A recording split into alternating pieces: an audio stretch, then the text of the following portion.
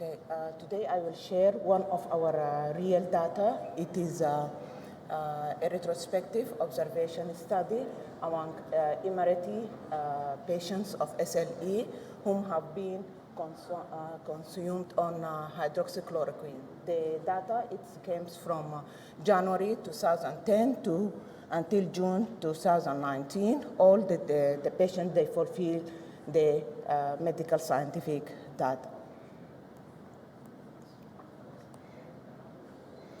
All of them, they have been treated with hydroxychloroquine with a dose of 400 milligram once per day for at least 3 months.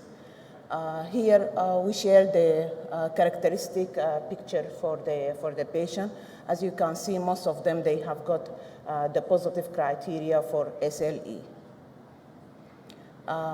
The methodology we use is that the presence of the skin hyperpigmentation, it should be precisely to hydroxychloroquine, ruling out all other causes like nutritional deficiencies, endocrinopathies, medications. The hyperpigmentation is usually reported by the patients or a family member or a physician, treating physician, and this is usually confirmed by the treating rheumatologist. Our results, we recruited 120 cases of SLE patients. Most of them, as well known, they are females, 90% of them. They have been observed over 9 years. The mean age was 26, and the duration was almost 16.5 months. The overall SLEDAI range from mild to moderate for them.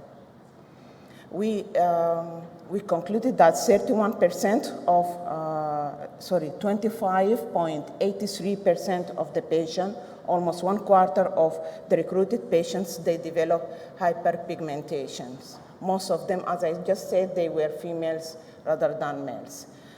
Here in this, you can see that most of them, they have got their hyperpigmentation on the front head and the dorsum of the hand, and you will see the real picture of our patients. The others, they share more than one region. And here, sorry, this is real pictures from our patient. As you can see, the muddy-like or gray-like hyperpigmentation on the front. Here as well, on the upper part of the arm, on the dorsum of the hand, and we have got one unique case with submandibular hyperpigmentation. We documented this by histopathology, and you can just see that they are on the dermal regions. The hyperpigmentation, this is a more likely nearer. You can see the hyperpigmentation and the infiltration of the cells, so that they have been discussed with the histopathology, and he documented that this is a post-inflammatory hyperpigmentation, most likely due to a drug induced. Our conclusion is that in our study, the incidence of the skin hyperpigmentation in the SLE patients, it was higher than in our region. I think in Saudi Arabia, it have been reported 18 to 19%.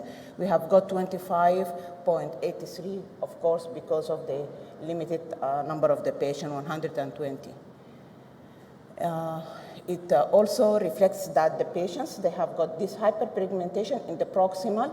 It is opposite to what reported in Europe and US.